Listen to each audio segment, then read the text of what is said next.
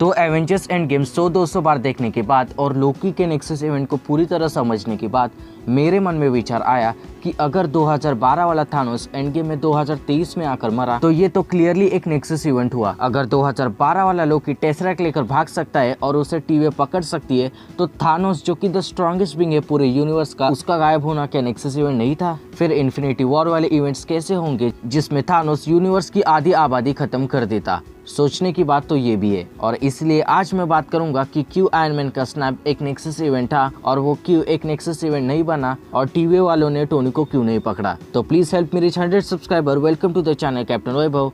Let's begin the video.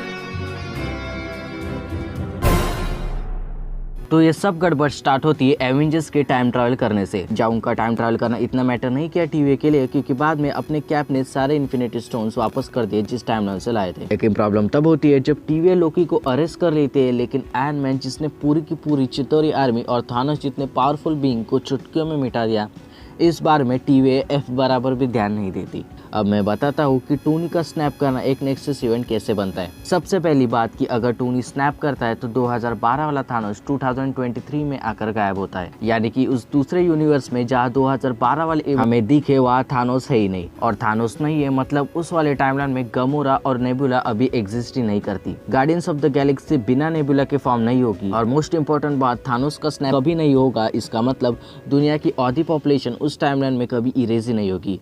और वही Tony Stark जिंदा होगा और कैप भी कभी टाइम में पीछे नहीं जाएगा।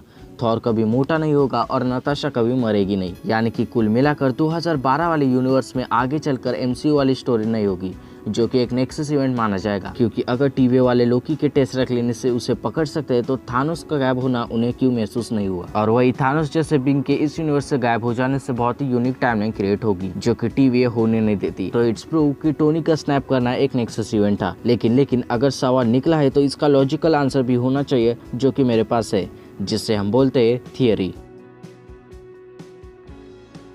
मेरी थियरी जानने से पहले एक बार आप थानोस का ये डायलॉग सुनिए। Dread it, run from it, destiny still arrives.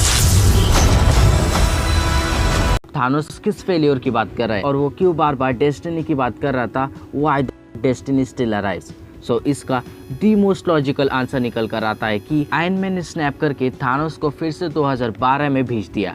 यानी कि आयरन मैन ने थानोस को मिटाया नहीं तो बल्कि उसे वापस 2012 में भेजा, जहाँ से थानोस फिर एक बार स्टोन्स कलेक्ट करने लगा और 2017 में इन्फिनिटी वॉर वाले इवेंट्स में बार बार डेस्टिनी स्टिल अराइव्स के गुणगान गाता रहा और सक्सेसफुली हाफ पॉपुलेशन खत्म कर देने के बाद एवेंजर्स के हाथों मरा। और यही से सारी चीज़ें लूप बनती गई कि थानोस आया, हाफ पॉपुलेशन खत्म की, मर गया, फिर एवेंजर्स ने टाइम ट्रैवल किया, पुराने थानोस ने भी टाइम ट्रैवल किया और फिर आयरन मैन ने उन सबको स्नैप करके फिर एक बार टाइम में वापस पहुंचा दिया। However, not every version of me was so pure of heart. For some of us, new worlds meant only one thing: new lands to be conquered. The peace between realities erupted into all-out war, each variant fighting to preserve their universe